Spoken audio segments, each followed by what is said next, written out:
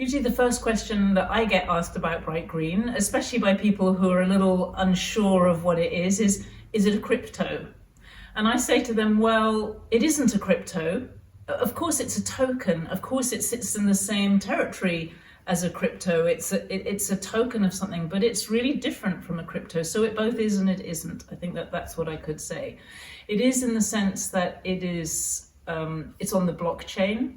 It is in the sense that you can get hold of it and put it in a wallet like you can with a crypto, and that's unbelievably convenient. I remember when I did my very first transaction, and I knew what was going to happen, but I couldn't believe what it felt like, because it was like, oh, there's no bank in between. Oh, there's no, all that kind of institutional establishment stuff that we take for granted, that we're used to all the time. It wasn't there. It was just this, somebody sent something to me and I received it almost instantly. And it was a real eye-opener for me.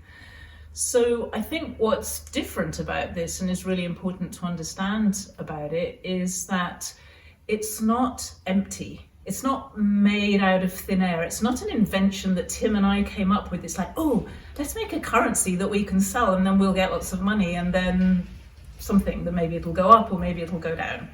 It's really different from that. It is actually representing value. It represents the value of work that people have done with their heart and also with their sweats, and with a lot of thought and learning and exploration and experimentation, probably lots of failure as well as success.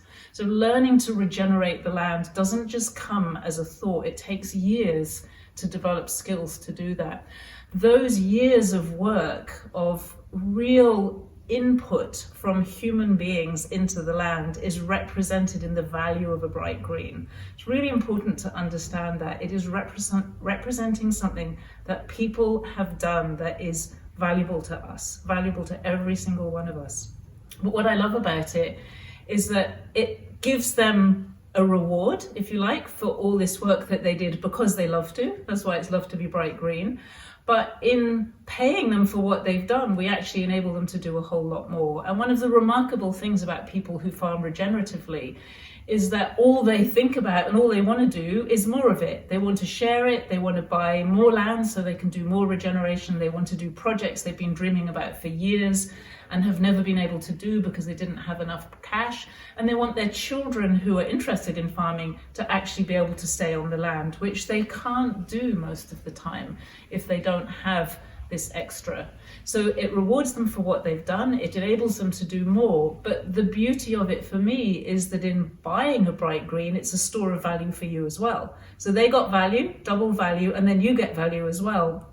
And of course, nature is the winner, which is all of us. So that's what I love about bright greens, is there's a feeling of generosity and abundance is kind of packaged into the bright green. It's like it pays its way over and over again to multiple people in this very, very simple little thing that I call an ecological token.